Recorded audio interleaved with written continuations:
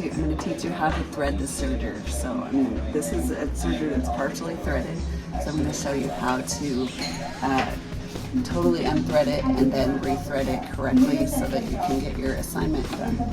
Okay, so what we're going to do, we're going to start by opening the front door. See that little burrell arrow, the little dots?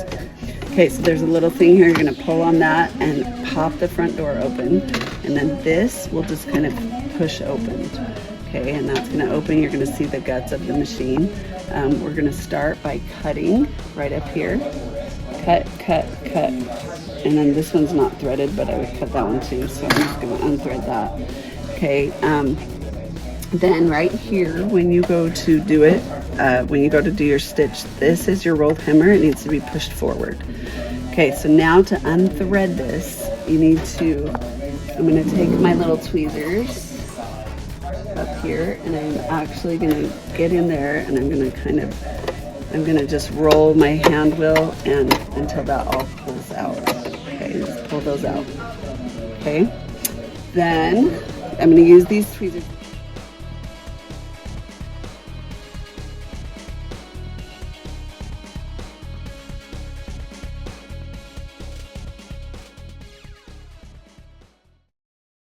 Now make sure your presser foot is up when you start threading the needles, because when it's down it tightens the tension, so it's harder to pull the thread through. These tweezers, these are really good tweezers with really good points to help you get them right. Now what you need to notice is the order. You're going to see a little diagram, and at the top it tells you the order. So this is the order you need to thread it in. Otherwise you're going to end up with tangles. It just has to go in this order. So if something comes unthreaded, if number 1 comes unthreaded when you're working on it, you have to unthread everything back to number 1. Okay, if number 2 comes unthreaded, then you have to unthread 2, 3, and 4. If 3 comes unthreaded, those are easier because you don't have to unthread the loopers to get there. Okay, so we're going to start with, I always think of a blue ribbon as first place.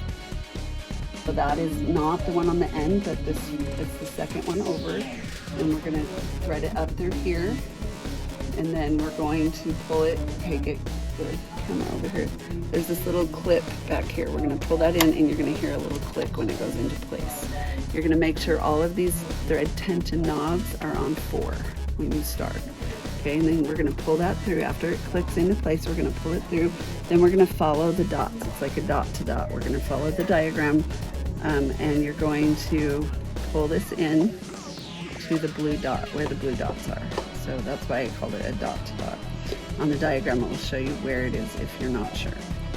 Okay, then you take the tip and you get a really good grip on your thread.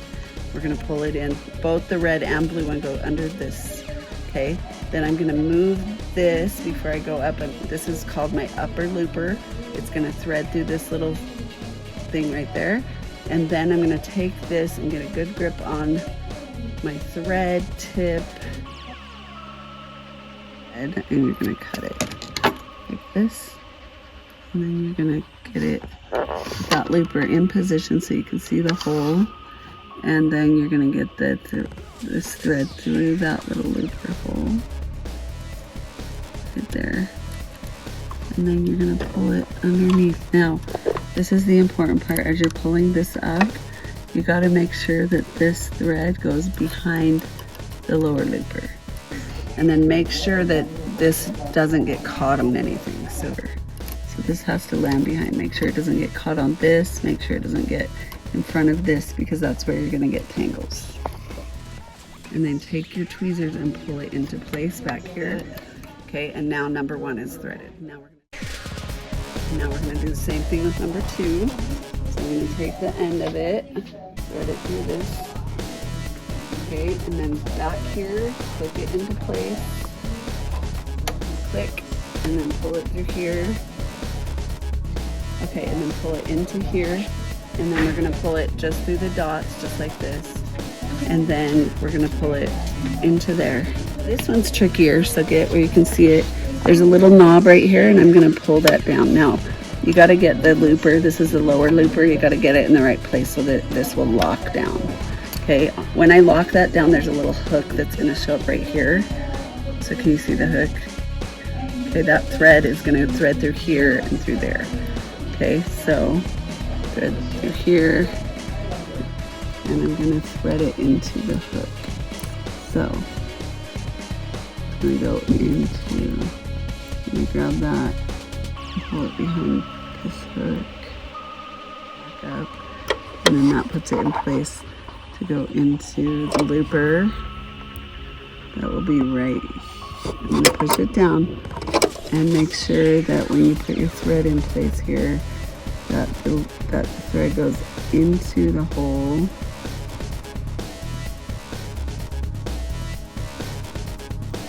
Okay, and then you pull it back behind here, and then make sure that none of this thread, make sure it doesn't get caught on this. So the thread goes directly back into there and then across here. And then this part right here all needs to be pulled underneath the presser foot. Right there. Okay. We're going to thread the number 3, which is the first needle. That is the right needle.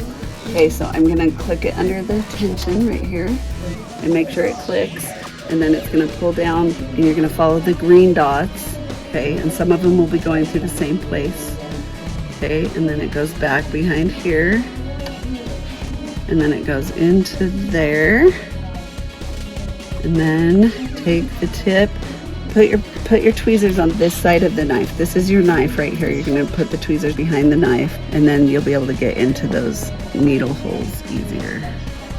And then get it in.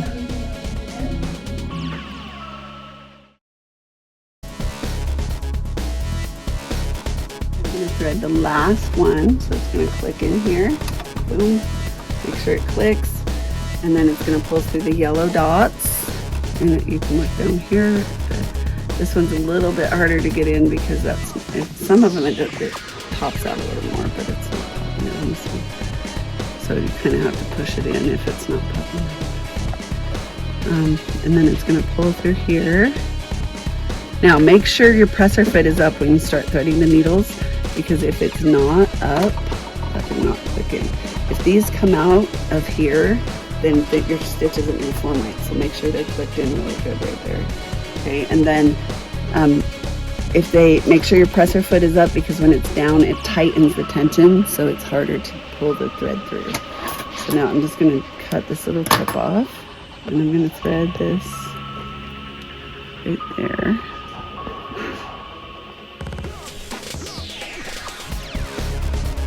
Okay, so then you're just going to pull it through from behind the needle, and then pull it under. And then, so you're going to have all 4 threads pulled together underneath the presser foot, and then you're going to close the side door like this, and then I'm going to put the presser foot down. Make sure this is pushed forward. That's your rolled hemmer. If I pull it out, it gives a different stitch. So this makes the stitch wider. And then I'm going to actually check my settings. Okay. Then we're going to run the machine and test the stitch.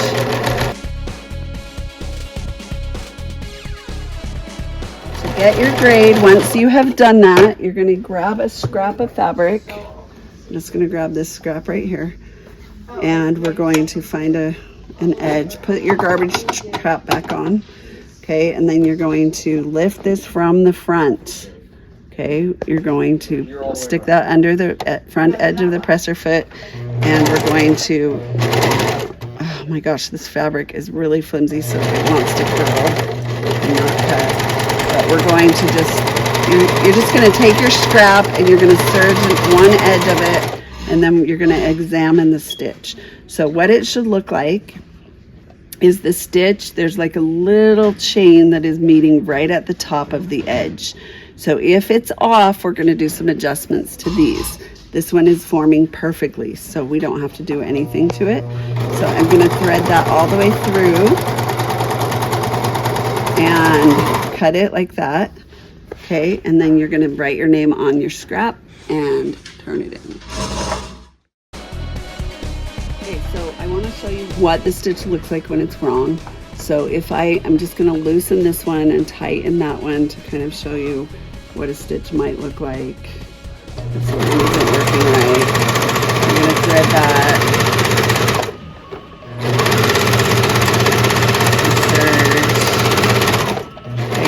when I look at this stitch, it looks okay, but when I look at the top, that stitch is not meeting at the top. It's kind of rolling over one of the sides. So instead of being like right at the top, see how it's rolling to the back a little bit? That's what we want to avoid. So that's why we put the settings all on 4, and then see how I kind of moved them off a little bit, because I wanted you to see how it's messed up. Now I'm going to do it the opposite way and kind of show you what it does. This one, it rolls to the back, and then this way it's probably going to roll to the front a little more.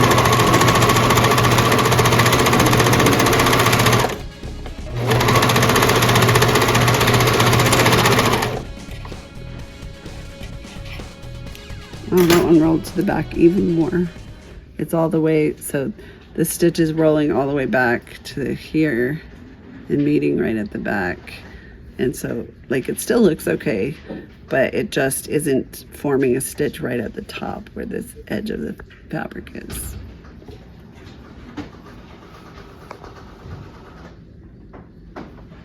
So we're gonna put those back on 4, and then now another thing that might happen is if these tensions come unhooked, you're gonna get really weird looping.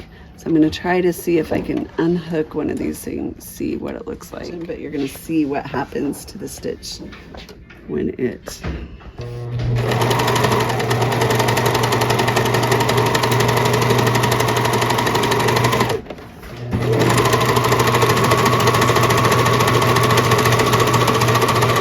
okay, see how it's just really, really loose? It doesn't look as clean.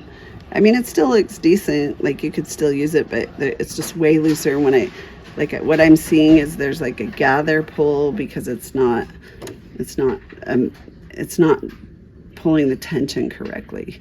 So this one is way, way loose, so it's creating this big loop around the outside edge of here, and so then it's causing like this gathering to happen on the stitch.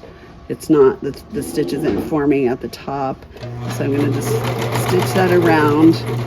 Now I'm going to pull this back into place, make sure it clicks, and then we're going to serge this edge and look at them both. So I'm going to lift it from the front. Oh.